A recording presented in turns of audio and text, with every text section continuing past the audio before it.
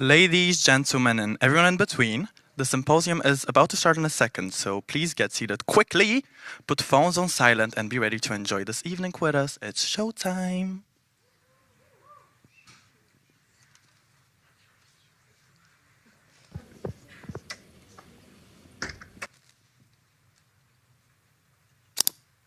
We are currently witnessing an unprecedented crisis in Europe. They claim this means this land is theirs to invade.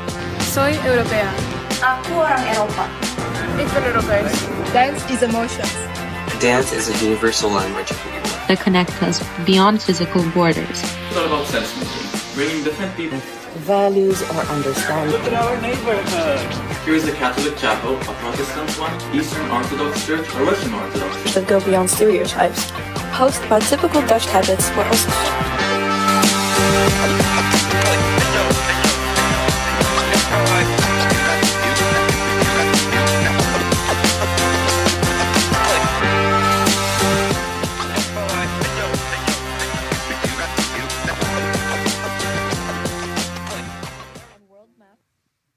Three, two, one.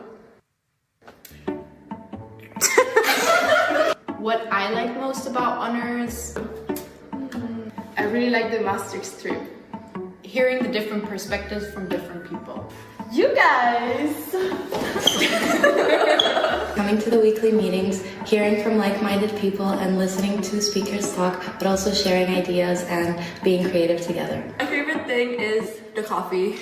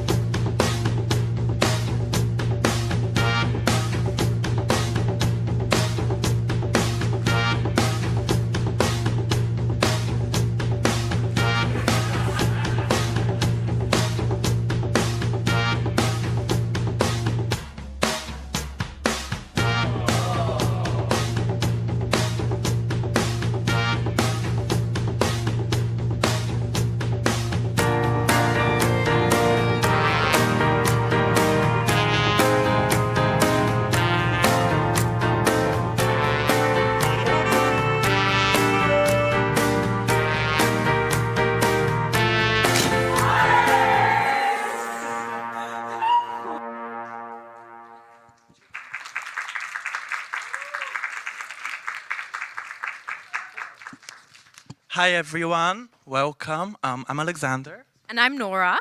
And welcome to our symposium tonight, where we showcase our important dates and parts of our honors journey. Yes, we hope that you're comfortable in your seats and ready to enjoy this evening with us.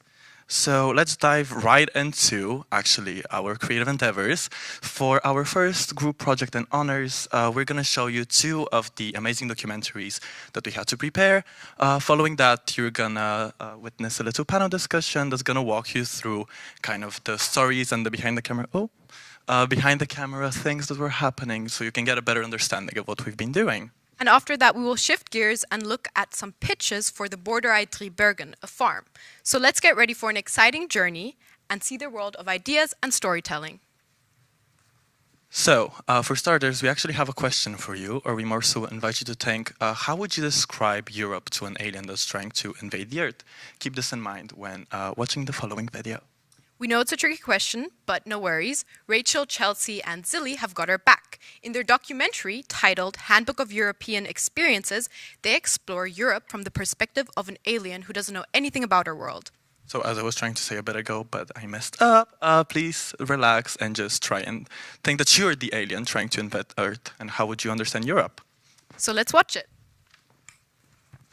We are currently witnessing an unprecedented crisis in Europe. Aliens have arrived on planet Earth. While they currently pose a threat on the entire planet, they claim to be drawn to Europe because the shape of our continent resembles their characteristic birthmark, according to the limited footage we have. They claim this means this land is theirs to invade. In order to show them what Europe is, we need your urgent help to help them integrate. So, we need to do something about this. Yeah. But how do we explain Europe? Well, for me, Europe is the European Union because it connects us all in the economic way. Economic way? I think of the euros, like the currency. The basic notes, yeah. Okay. As someone outside of the European Union, I feel like I really see Europe as like this continent that's like filled with policies. But how do we explain this to aliens who don't understand policies, who don't even understand our language? So this is Europe. This is the landmarks of Europe, which is pretty easy, I think. That's the Big Ben, the Eiffel Tower. These are the institutions of the European Union. First, we have the European Council, which is...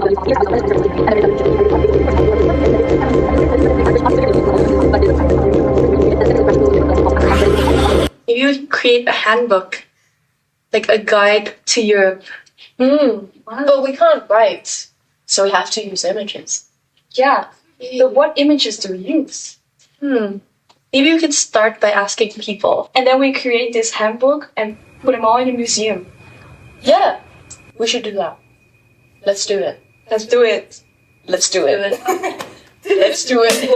Let's do it. Since we could not explain Europe to aliens on our own, we initiated our investigation by contacting people from all walks of life currently living in Europe, without them needing to be European themselves. We asked all of them to present an artifact to include in our handbook. This is what they had to say. If I would have to share something with an alien that tells a story about Europe, it would probably be a market square. A Chinese Indonesian restaurant. My object is vintage. It's a PDF of a booklet that Indonesian families would receive when they came to the Netherlands, explaining how the Dutch family system works. So this one's called Cracovia, from the city of Krakow, and this is it's a very traditional dance, very energetic, a lot of jumping, a lot of Polish culture and Polish tradition. For me, Europe represents this beautiful bottle of Italian Prosecco, which I'm able to enjoy here in the Netherlands because of the free trade between the European countries. Oh, imagine a market full of little stands with different groceries coming from all over Europe and beyond. People that come from all different places in Europe, just across the border or further away, that gather in one place to just consume things, to buy things, but also to have a chat. When I think of Europe, I think it's something very broad. There's a lot of cultures that live together. So I specifically think about Chinese Indonesian food because it's something that has a Chinese origin, but has been catered towards the European taste as well. Sustainable practices are thinking about the climate change as well as cheap second-hand thrift store products. That to me represents Europe in a way that back home doesn't.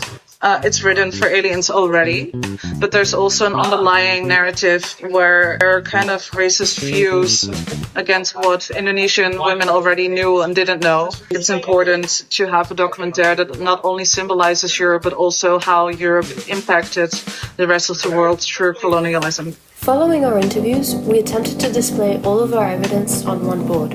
Each interview revealed a unique story of how the European identity is interpreted. Through connecting all these stories, we have identified 3 key findings. Firstly, people think of Europe through their own nationalities. While the idea of Europe as a unified entity exists, people continue to view it primarily through the lens of their own national or cultural identity. Secondly, some of our interviewees have drawn parallels between aliens and migrants, and the truth is that many Europeans have treated and continue to treat other human beings as aliens. People from outside Europe are integral to this continent's identity. Therefore, Europe is not a fixed entity.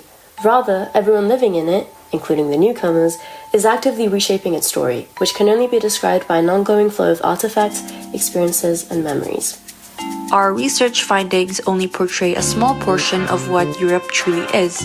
In order for aliens to understand Europe, they need to be part of it and experience it for themselves.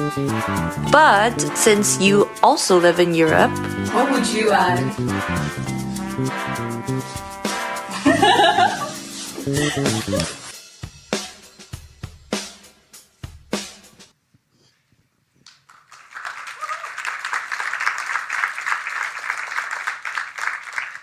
So after following this video, please feel free to scan this QR code and answer the question. We're giving you some time.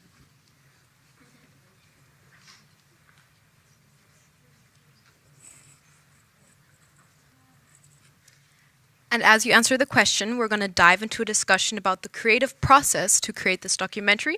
And I'd like to invite our panelists, Chelsea, Rachel, and Zilly, to the stage.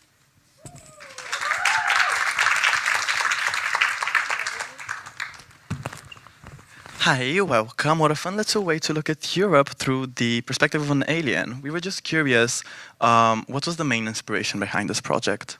Hello, thank you very much. So what we thought about is we wanted to have a more creative approach to thinking about the European identity.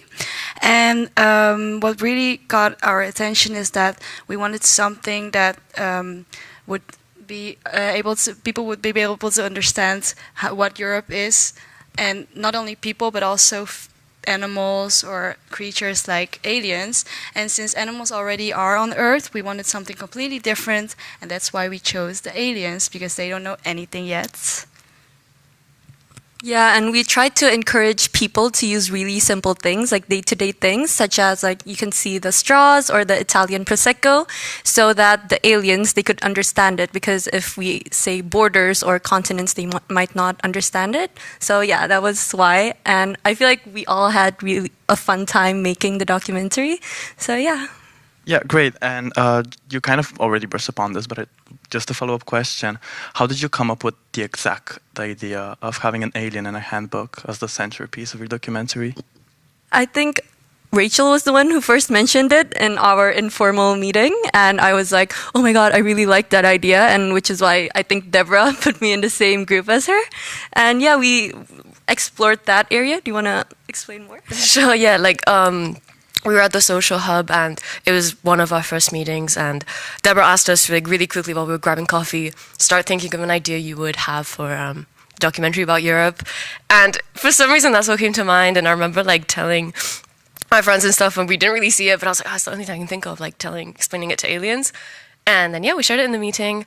And then in terms of the handbook, I came up with it as in a physical way where we could really capture and keep something that we could give to aliens. So yeah. Thank you. And I noticed there was a piece of fun music in the background. Could you maybe tell us a bit about that and how you created it? Yes. So throughout the documentary, as you might have seen, it was kind of like a whimsical, detective vibe. And I wanted to create a song that kind of represented that and really followed the journey as if we were in a little show trying to investigate what Europe means to people. That's really impressive. Thank you. So thank you so much to our panelists for sharing about their documentary. We're now going to move on to our second documentary. But a round of applause, please. Yes.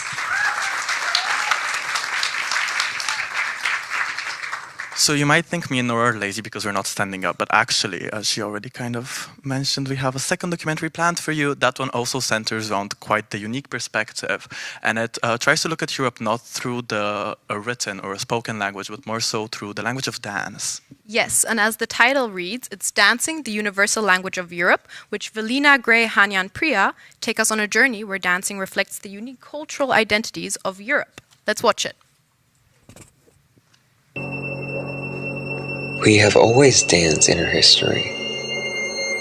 But why do we dance?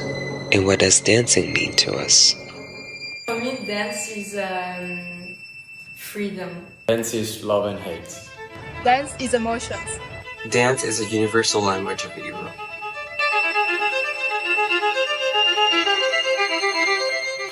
Dance has been a part of human culture since the dawn of civilization. In ancient Europe, dance was central to celebrations and rituals such as the lively circle dances of the Celts and the festivals of ancient Rome and Greece. Over time, those festivals developed to form the national symbols of these countries, such as the Greek sirtaki or the Ukrainian dance, each reflecting unique cultural identities. Националният танц е колективно съзнание.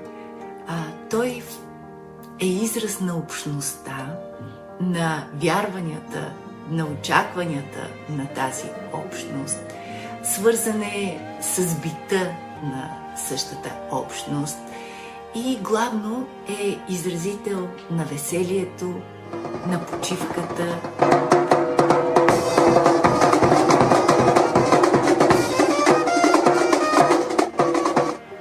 Yet dance also brings European countries together, as dance styles can transcend borders.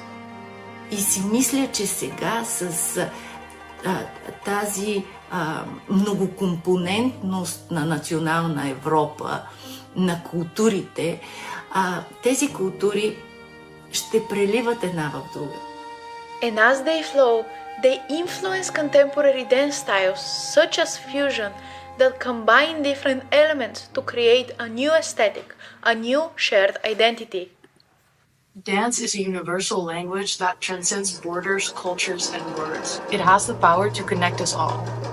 It is more than movement. It is life in motion.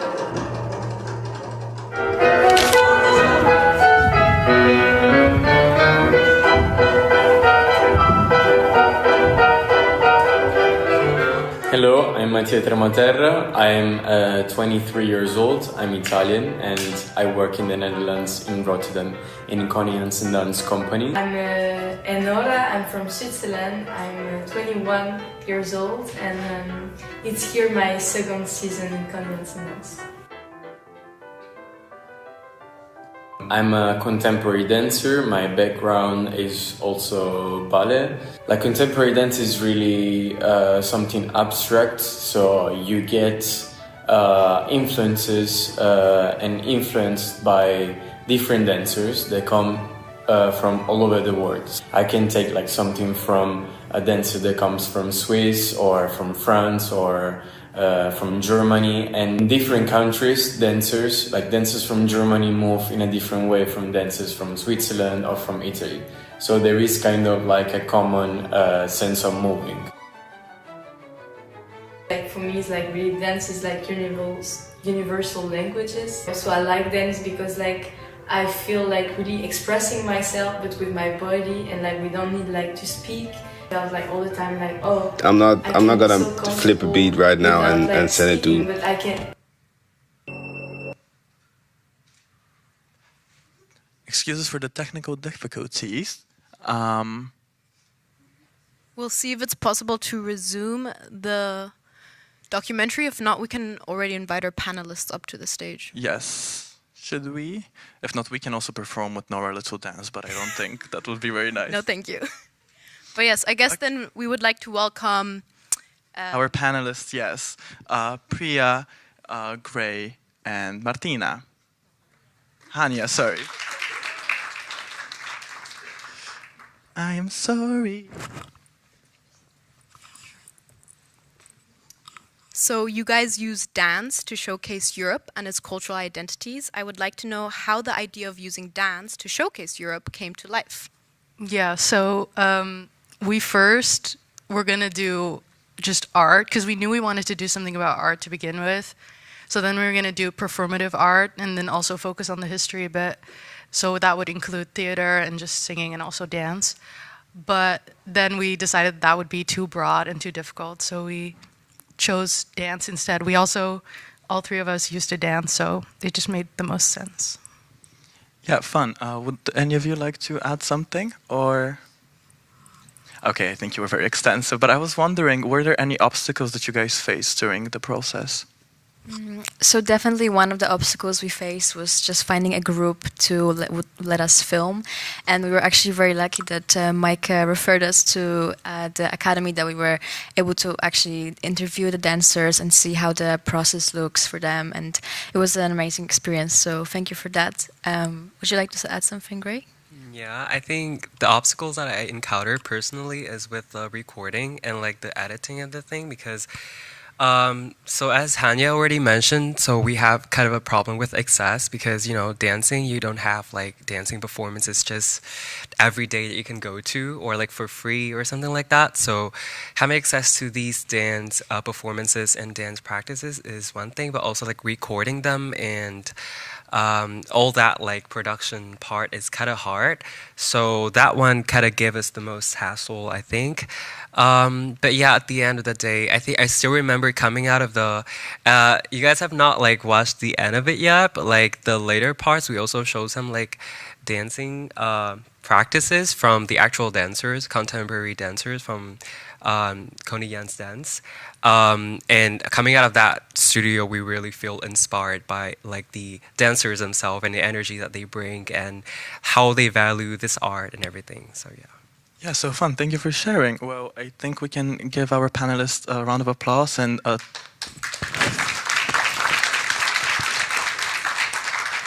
you can also maybe applaud Mike for helping them with their little project. Now let's move on to the second part of the challenges we had to face as honor students. Yes, so for our second part of our honors program, we had to create a campaign for a beautiful farm called Boerderij Driebergen. We needed to kind of all work together as a group and really create a very concise and coherent campaign. And let's be honest, when you hear farm, you're going to think animals, grass, a house, just a basic typical farm. Also maybe a lack of Wi-Fi, some peculiar little smells. But Boerderij Driebergen is nothing of that sort.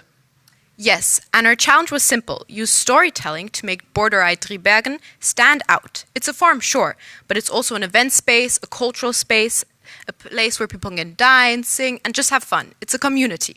Yes, so as students that really value our creativity and storytelling, we got to work. Turns out portraying such an extensive and diverse farm was quite a challenge, but we centered around the concept of personifying objects. And we're going to talk to one group now who actually had the idea of the concept, and their members Myla and Laura are going to come to stage and talk about it. Please welcome them.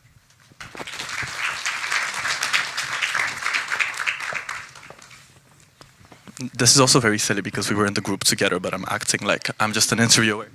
Hi, welcome. So can you explain the creative concept and how you, or more so we, came up with it? Yes, so we were in a group with me, Myla, Alexander, Eva, and Hanya.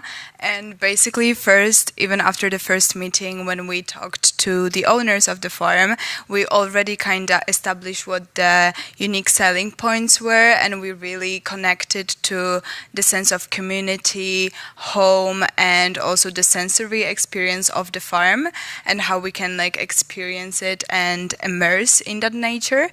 And we really wanted to capture that in one concept that we can transfer then to the marketing strategies and basically advertising of the farm. So we immediately thought of, okay, let's show that through objects as people can connect to it easier. Also, it's something that is very like attention grabbing and maybe a bit mysterious.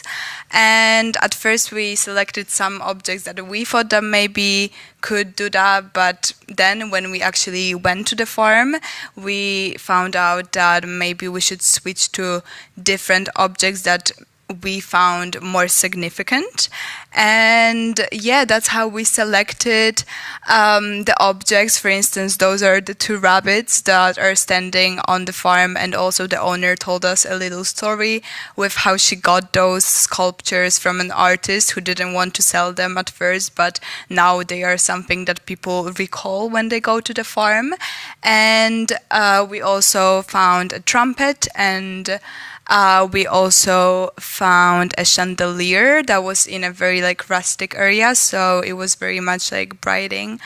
And yeah, we put those objects into posters, and now Myla will probably talk about more into the designs of the posters that we created.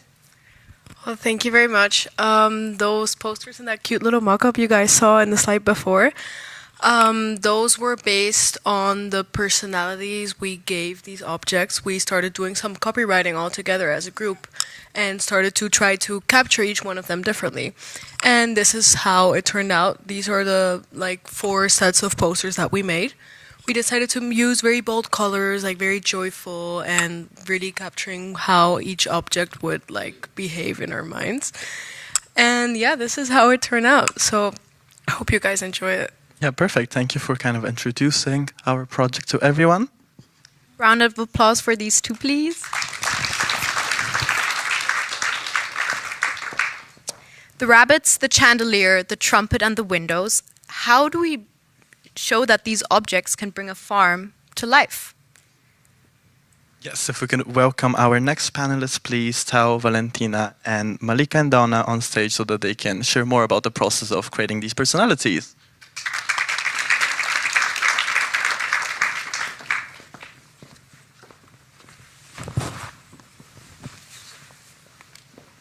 Valentina and Tao, could you tell me a little bit about the object that you guys got the chance to personify?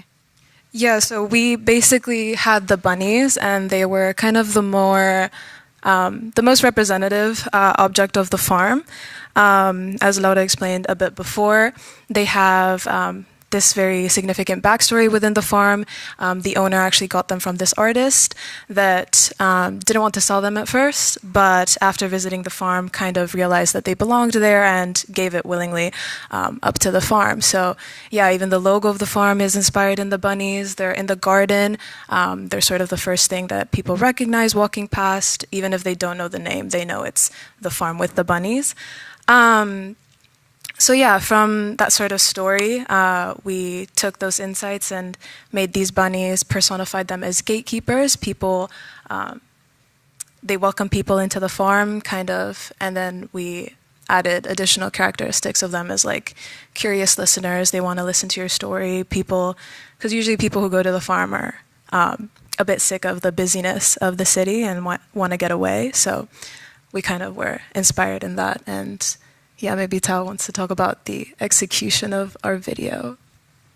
Thank you, Valentina, for explaining the personalities of the bunnies. So we gave the bunnies nicknames. The bunnies with 2 ears are named Bibi because we thought that this bunny would be more talkative and more curious about what is going on in the city. And the bunny with 1 ear is called Bob, which is a bunny that is more serious. And our main challenge is how do we bring Bibi and Bob, which are actually 2 rabbit statues, into life, into a deliverable, which is a 30-second Instagram story. So what we did was we created a story that begins with an individual who is very sick of the city life with the business and everything that is so hectic about the city life. And she got off at the random bus stop, which is right in front of the farm actually. And she saw the bunnies from afar. She heard the bunnies just bickering with each other. They're curious about which person will be visiting the farm next. And so she got the chance to talk with Bibi and Bob, and she got to share her stories on the city life, and she got welcomed to the farm by Bibi and Bob to not only explore the farms, but also explore other objects, such as the aunties, which Donna and Malika will explain in the next few seconds. Yes, well, Tao did my job for me, but yeah, Malika and Donna are now going to explain about the aunties. Thank you for sharing about the bunnies. And if you want to watch the videos, we will decide if we want to share it or not, but yes. Thank you, Alexander. Thank you, Tao. So for our group, the object we had to personify was windows, which was a bit of a harder challenge because honestly, how can you personify a window? It's just one object. But at the end, we decided to personify them by giving them a name, such as the aunties. So they're basically a group of this warm, observant, and quirky windows that overlooks and goes through and sees all the activities and events that has happened through the farm. The name the aunties basically emerged from the idea that we're kind of sure that almost at least everyone would at least have this one auntie who is exactly a combination of warm, nosy, observant, but you still love them. And the windows is the aunties of the farm. So they overlook through all the activities and events that the farm has gone through. And at the end, we had 3 windows altogether, and each of these windows has their own personalities, which brings more depth and character into the farm. And Malika will now explain one of the windows' personality into more in-depth.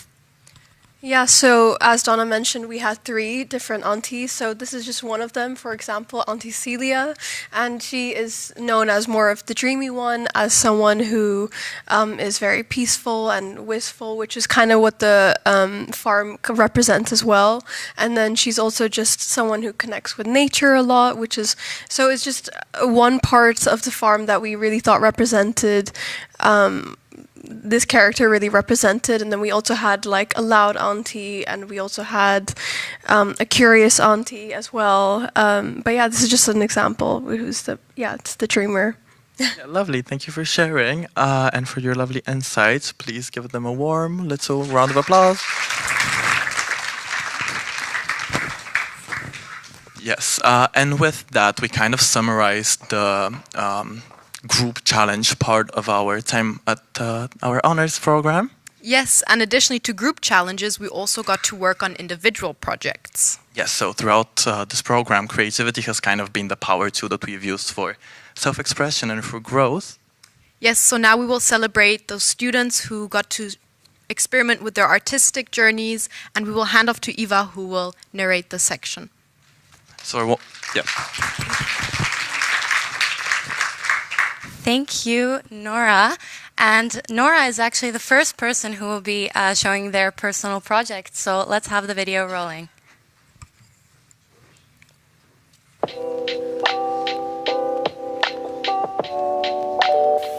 Being a student can be quite stressful, from the heaps of literature to learn to the new experiences of independence. But nothing is truly as stressful as the question every family member, relative, friend, and associate asks. What will you do after your degree? The question that bugs many students as they fear the future of unknown and uncertainty, a feeling I had not too long ago. But as I entered my studies and started reflecting on my courses, I found myself edging closer and closer to the idea of marketing as a career choice. Marketing. The process of getting people interested and engaged in your service or product is key to all businesses.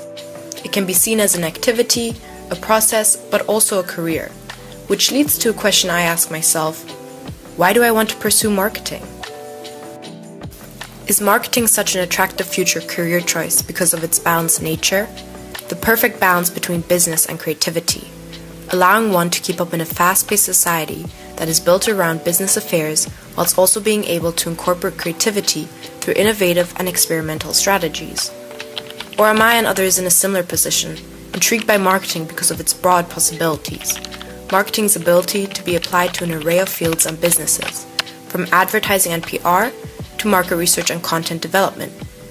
Yet maybe it's to evoke emotions among different types of people.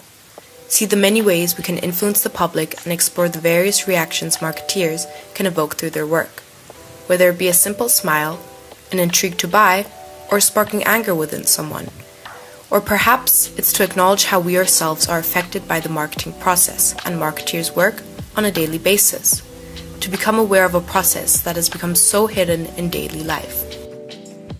There are countless reasons why I and other people would want to pursue marketing, but whether it is possible to single out one definitive reason is challenging. Instead of explaining to oneself why, one should just do. Experimentation is the best way to discover one's own feelings and passions, especially within a field as expansive as marketing. My top advice would be to keep exploring and trying out new things, just as I did with this project.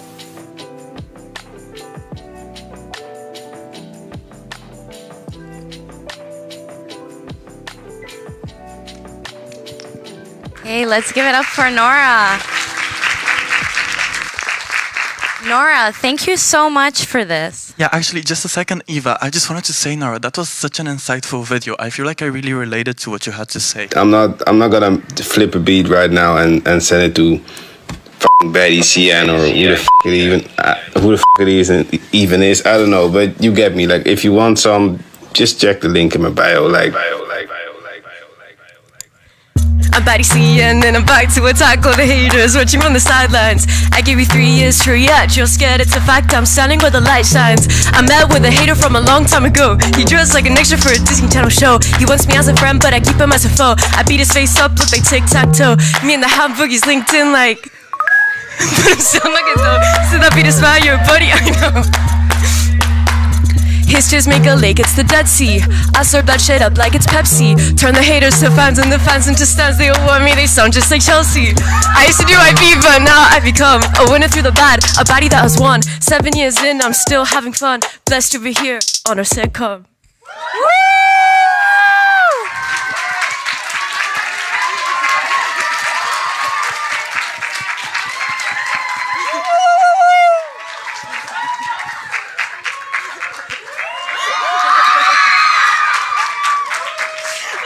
I'm a bit too astounded after this performance. Rachel, I leave the floor to you. Wow, thank you, Batty CN. Could you tell us a bit more about this presentation? Of course. So what you just saw is Batty CN. She's my alter ego. I made her when I was 13. The CN stands for Chicken Nugget. And she's basically a really confident rapper, and she embodies a lot of the things I didn't see about myself back then. I had a lot of issues with self-esteem, so this was my way to deal with that. I would make songs. I think I've made around 30 songs as Batty CN. And I'd diss people. I'd make up like storylines about her life. I'd make up like scandals about her as well because she was famous. And yeah, like these are some historical pictures of the process of that. And for my personal project, what I did was bring her back to life because she'd been inactive for 3 years. So I made a song, and that's the song you just heard. I also conducted a few interviews with some of my friends who knew who Batty CN was to kind of get an idea of what they associate with Batty CN's image and how they would anticipate a comeback. And yeah, that's it. Thank you. Wow, thank you.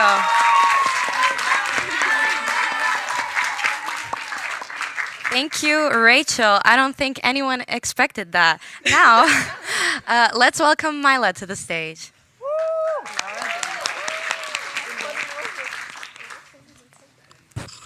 Okay. Hi, everyone.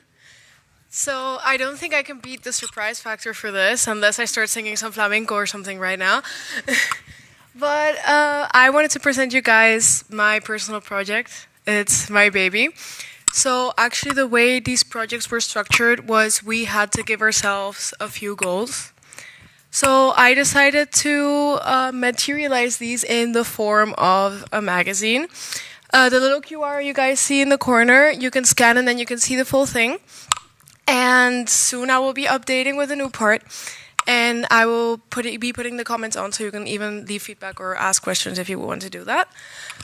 And basically I had 3 goals. One of them was graphic design. So with no editorial design background, I decided to jump in and just start making this magazine.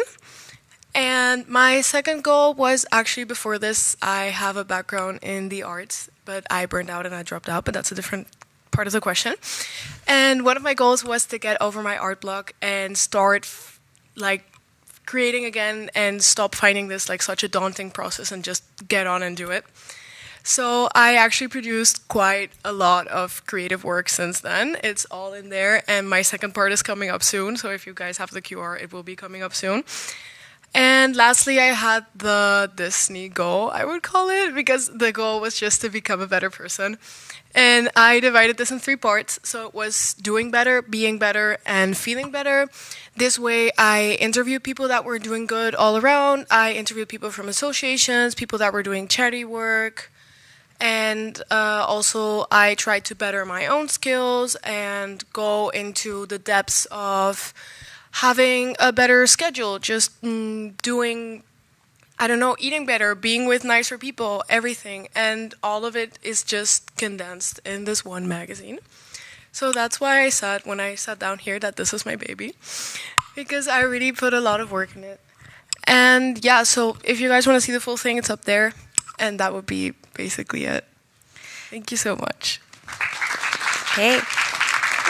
Thank you, Mila, and everyone make sure to check out Mila's beautiful magazine, and you can learn more about her personal goals as well.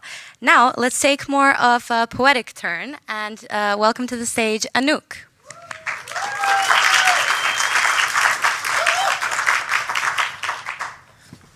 Okay, yeah. Okay, hi guys. So what I did is I wrote a short story. So right now I'm going to read to you a very short excerpt of my already short story. So this story is called 2 times 25. Yeah. And 2 times 25, if you can do a little bit of maths, this obviously makes 50. And 50 to me is a number that symbolizes division. It divides the lower numbers from the higher numbers, and yet it's always in between.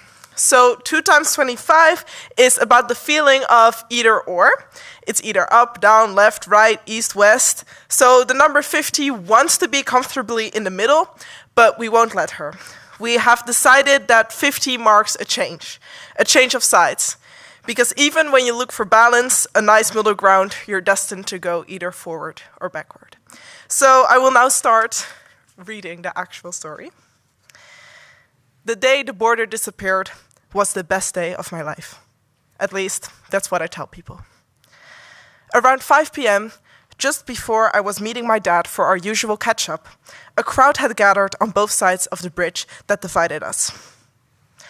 A group of youngsters in weird red uniforms were screaming, "No border, no division," while others stood quietly, their faces determined.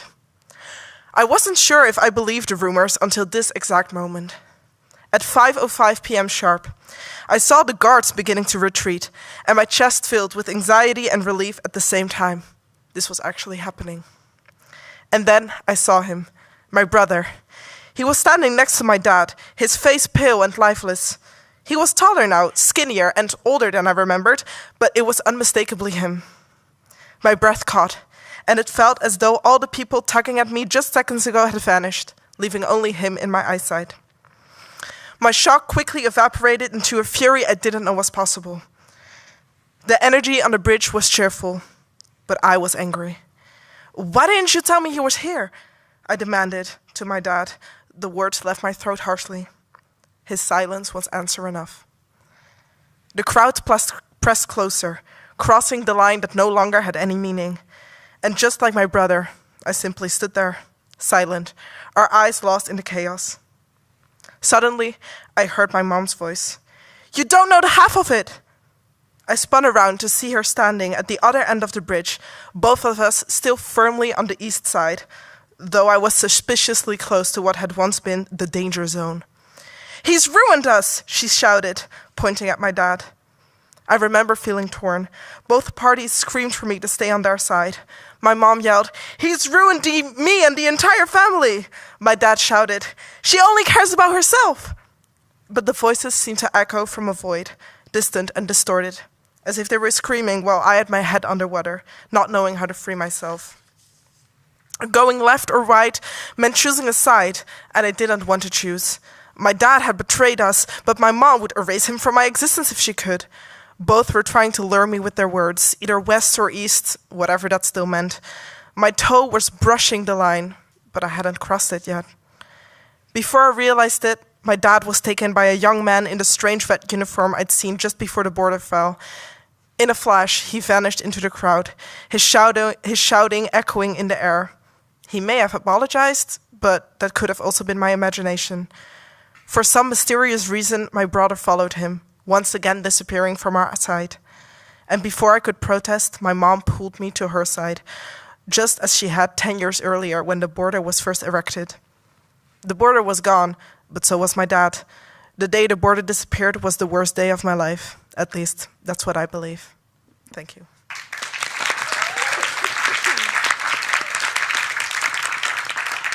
Anouk, I think I can speak on behalf of everyone to say that this project was really moving. Now, we're going to show 2 personal projects related to honors promotional content. I would like to invite Martina and Didem to the panel.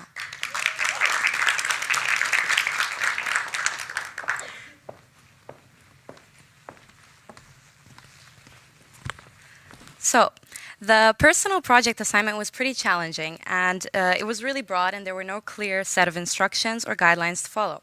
What would you say was your biggest challenge in coming up with your personal project?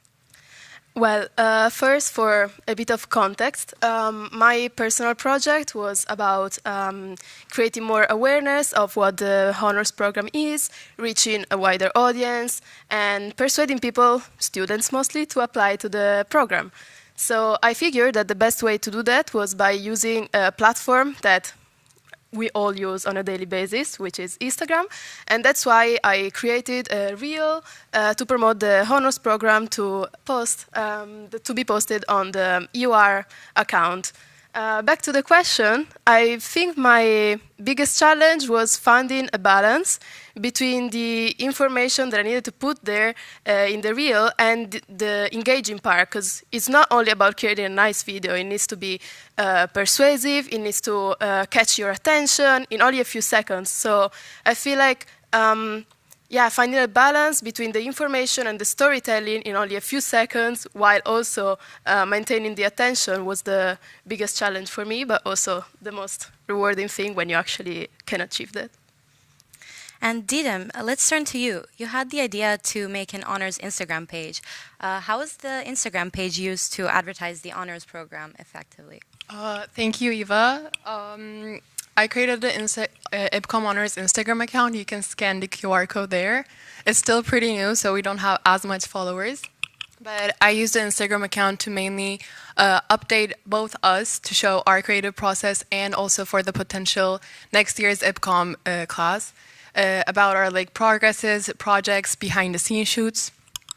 It was about so that you can see the Honors Alliance. We posted the Mastery trip where we delved deep into the foundations of European Union, also Rotterdam South trip, and we really hope that future IBCoM classes will be encouraged and be confident to apply.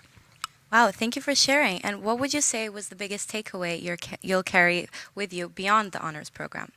For me, probably adaptability was one thing that I learned and I want to carry most. We are a really diverse group ourselves in honors, and our teachers were really helpful with that. But we faced a lot of challenges. We had projects, so I think being open to new ideas and adaptability is an important takeaway. And Martina, what would you like to add?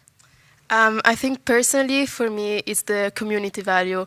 I feel like one could argue that growth comes from each of us independently, but I think the environment that was created in the honors program also helped everyone grow personally and as a group. Also, during the development of my reel, I had to interview a couple of people that came to give us a guest lecture, professionals, and they all pointed out that the strength of this group is the community that we created. So I think that's something that I will keep with me forever.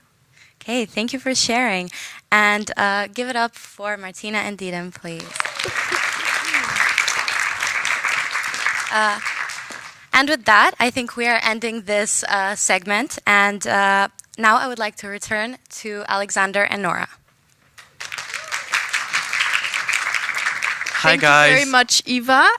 Also, we want to give a quick shout out to everyone watching from the live stream. Hello. But yes, after presenting these incredible projects, we want to take a moment to reflect on the journey that brought us here. The honors program wasn't just about listening to lectures, creating documentaries, and business pitches. It was about growth, challenges, and transformations. Yeah, looking back, it's almost silly how nervous we all were at the start. Some of us were stressing over their applications in the beginning. Others were stumbling throughout the interviews. Mike and Deborah might second me on that one. And I hate to expose a few of my classmates, but some of them are also shedding a tear or two after their interviews.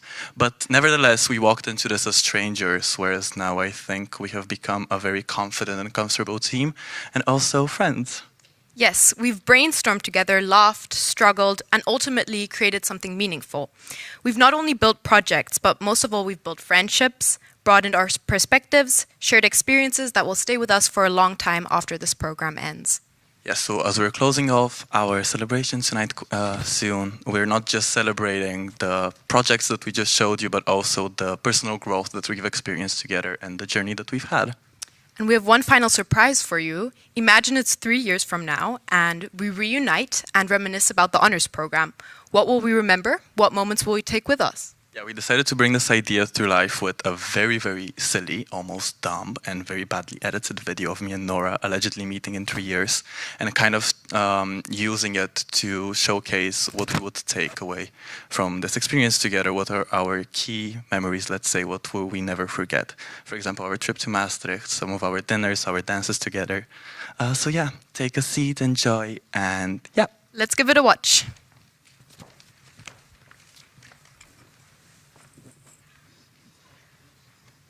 Hi guys, welcome to my vlog.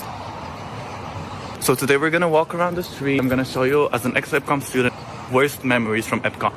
Oh, Nora! Alexander! What are you doing there? Wait, I'm coming! Oh my god, what are you doing here? I'm just reading a book. Book? Wait, let me see. What book are you reading? Deborah's new book. A Brazilian in the Lowlands Rain, A Guide to Dutch Weather. Oh my god, I was just talking about IBCoM. Oh my god, really? Yeah, this is such a funny encounter. What have you been doing? You know, I've just been chilling in the Netherlands. What have you been doing? I've been reflecting. About honors? How did you know? It's that intuition. I just went to Maastricht like 5 days ago, and it reminded me of our trip to Maastricht. That was a great trip. Oh, Maastricht. No. Donna!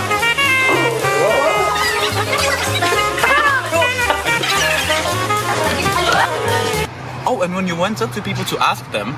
Define European culture and European culture and European culture in 3 words. Ugh, and when we sang in the train together. One desire.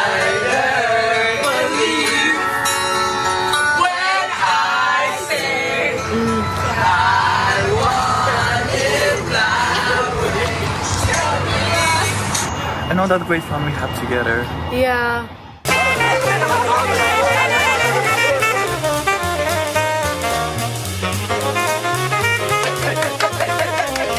I miss it. I'm gonna miss it. We really cherish our time together. Thank you for everything. Mwah.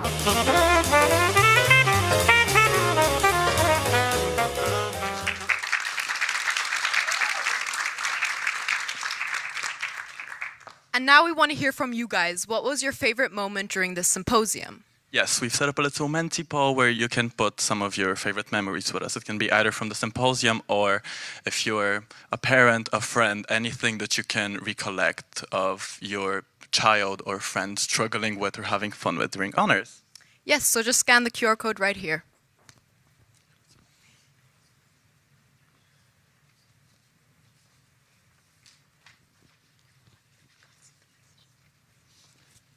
Yeah, we're really not going to showcase your answers. I think me and Nora are just going to be having dinner later and really enjoying what you've put there. Hope you've all had the time to scan this QR code. Yes, yes, oh good. Okay, perfect. And I hope we'll have a fun time reading through them. But yes, now as we end the chapter, we want to thank our fellow honor students for making this journey unforgettable. Yes, as we said, we were really hold the friendships, the growth, and the experiences we've had together, even though our time together here at the program might be coming to an end. And as we depart into different parts of the world with our upcoming exchanges, internships, etc., we just really want to thank you for all the beautiful time we've had together. Yes, so let's give a round of applause to every single one of you who made this journey unforgettable.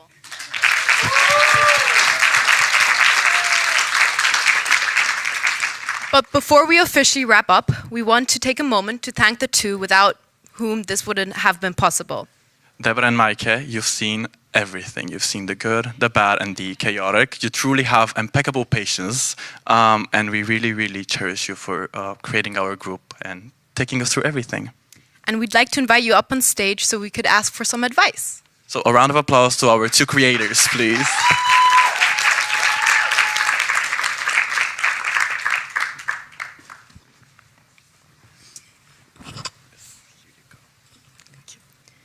So we want to know, how was your experience putting up with us, and what was your favorite memory?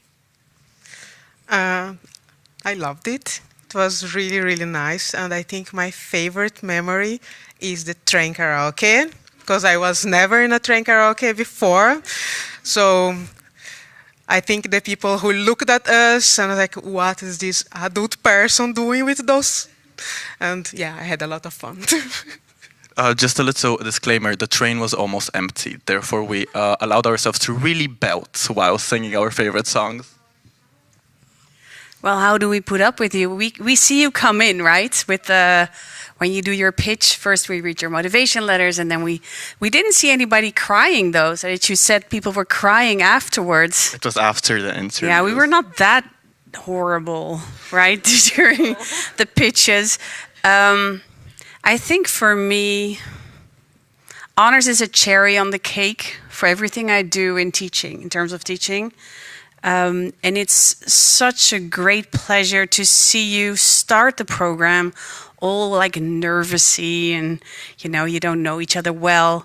And then seeing you here tonight, all of you shining on stage and giving your best performance, showing vulnerability, being creative.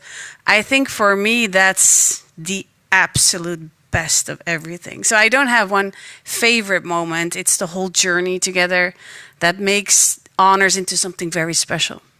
Yeah, thank you both for sharing. We're curious if you can give us any last words of wisdom, or to be more specific, maybe any words that we can officially close off this chapter together with.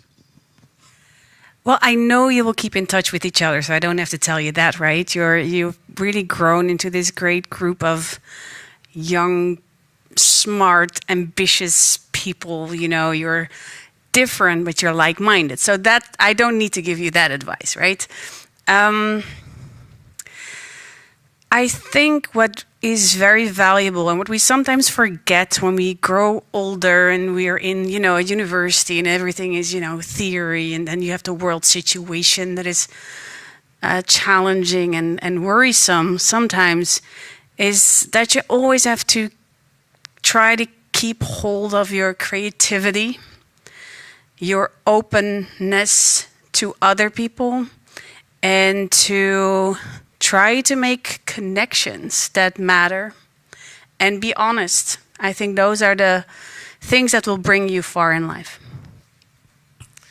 Well, because we are talking about the pitches, all of you are super smart, and we knew that from the very beginning. But during the pitches, some of you are really trying hard to show how smart you are, but we just wanted to see who you are, the person behind all the brain, because we knew that you had the brains. So during the honors, I think we had the chance of really getting to know all of you, the personalities. So I think it's just about that, just about being who you are and showing it to the world, because you guys are incredible. And yeah. Thank you so much. Thank you, and we still have a little surprise for you guys to show our gratitude. Eva? Aww.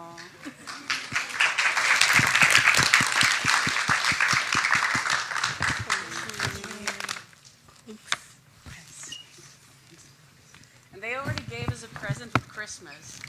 Yes. Yes. But thank you, guys. And now to officially conclude our evening/afternoon together. Yes, and just like that, we've reached the end. Now, look around at these are the people who have shaped our experience and the friends we've made along the way. But just so you remember, it's not a goodbye, it's just a see you later and catch up on LinkedIn. We really wanted to truthfully thank you for making this journey unforgettable, for all of your ideas, laughter, and everything that you have contributed to make this experience so lovely. And to our mentors, Deborah and Micah, thank you for challenging us, but most importantly, supporting us. Yes, thank you also to our lovely technicians tonight and to the Pavilion for making this afternoon/evening possible. And thank you to the audience and the people on the live stream for sitting here and watching and listening to us. Yes, tonight's been lovely, so please give yourselves a beautiful round of applause and thank you for coming.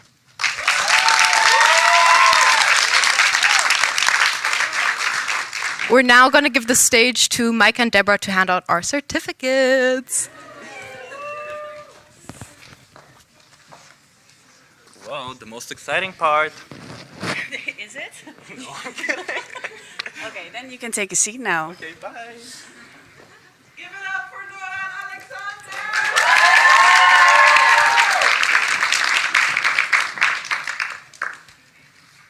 Alexander! You also take a mic? No? As I said, for us, honors is always really a treat to see this group of people, but also to be able to see them grow over a longer period of time, because we start already in September with selecting, and now it's over. Usually you see your students like 8 weeks, and then you move on to the different course. So this is really great, and especially in times of financial stress for a lot of universities, I really try to value these moments where we have the time to actually, you know, work like this, do extracurricular things, and go beyond what we usually do in our courses. I have truly enjoyed my time with you. I think you all deserve to be in honors. Sometimes students are like, do I actually deserve to be here? Yes, you all do. We're incredibly proud of you. You've put an amazing symposium here tonight. And I'm sure you also have some words to say to them. I do. I don't let them use the mobile in class when they have to present, but I will do it myself.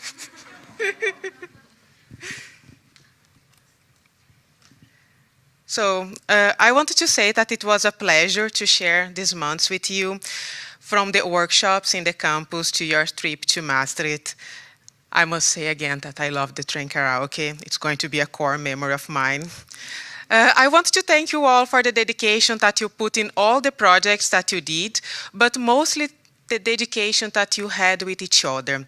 At some point, people from the honors asked me which group was the best, because this is my second year doing the honors, and they are really different, and each group has its own nice aspect. And what I told them is that, yeah, it's really different, but what calls my attention for this group is the kindness, because from the very beginning, you are all really integrated to each other. You are all really nice to each other. The discussions were very respectful, and you could see that the friendship was really among all of you. So it was really nice to share these moments with you. I also wanted to wish you a really nice time in the upcoming months for those of you who are going to the internship. And I talked to some of you about the internship, and I saw how nervous you were, whether you were going to be accepted or not. And I went to the place just to see those of you who got accepted, and I was really happy to hear that most of you got a position, all of you got a position, and most of you the position that you did like, so it was really nice. And I wish to see you again in 2 years, maybe to work together again for the BA thesis, but if not, just to say hello around the campus. Thank you. And I also, as a last thing, want to say you are the best organized honors group we have ever had. So for the audience, usually the symposium, when they have to organize something, Deborah and I, sometimes we ask, hey, how's it going? And usually it's like, yeah, we don't know yet. Or, you know, students are usually a little bit late with organizing things. This group had everything sorted out from the beginning, divided up in teams, had like, I don't know, you look like management trainees sometimes. So congrats on this. We have certificates for you because you did a great job, and all of you passed the honors program. Anouk, do you want to be the first to come? Yeah, we can keep it.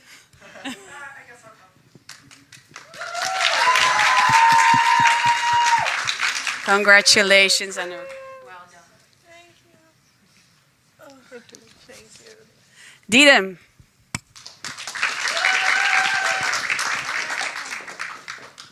There you go. Congratulations. Thank you. Nora.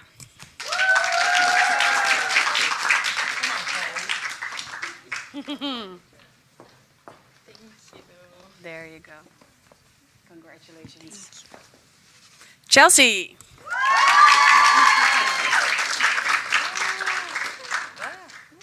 I'm not going to give you two, right? It needs Is this one? Yeah, I think so. Thank you. There you Thank go. you so much, Angie, and everything. Thank you so much. Donna.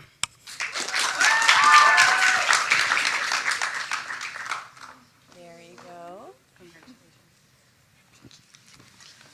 Our fantastic photographer, Gray.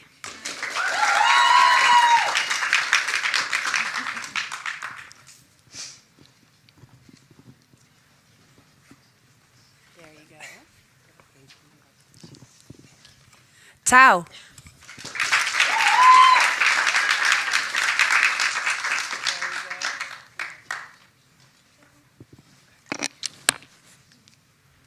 Rachel. Okay, you were so amazing. I love it. Thank you. There you go. Priya.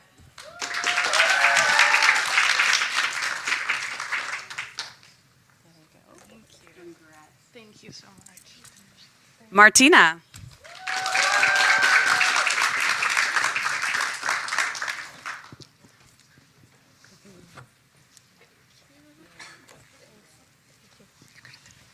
Malika.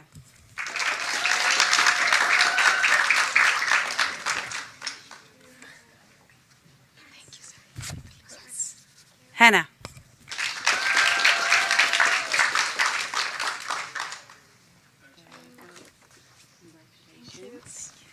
Valentina.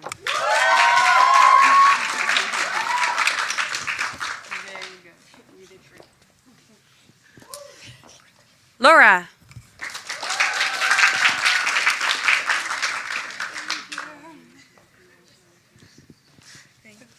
Eva.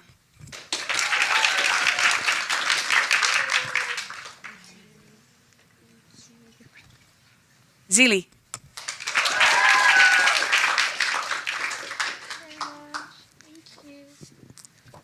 Felina, you have to go all the way down. Shout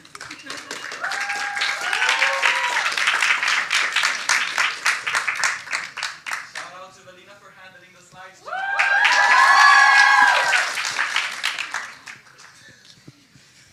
Now, okay. I have two left.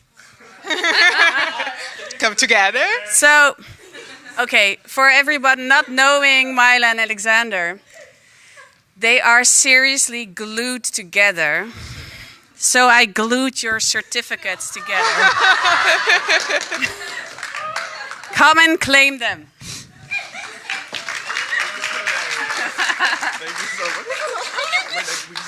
Yes, it's wrong. Thank you. Delicious. Thank you. This is hilarious.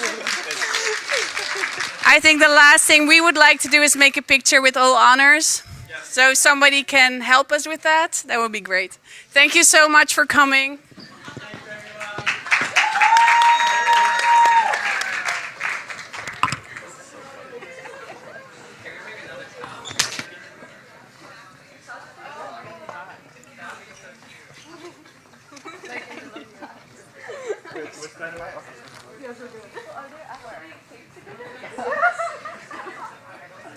But on the back, so they're not hurt. Guys, should we maybe more of you come here next to Deborah?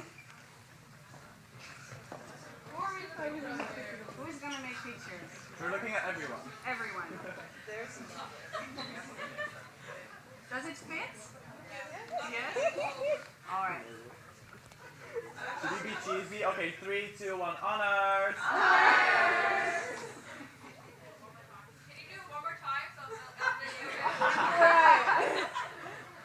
Honors! Guys. Okay, again. 3, 2, 1. Honors!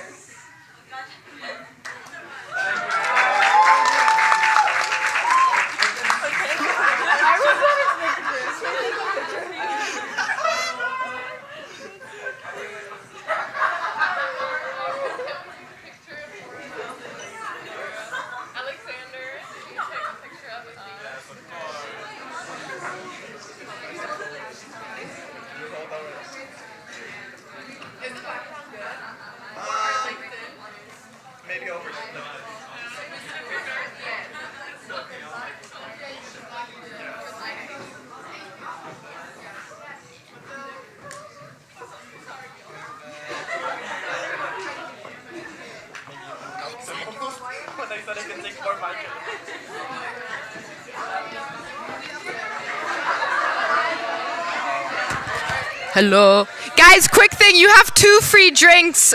You can get your tokens from Velina.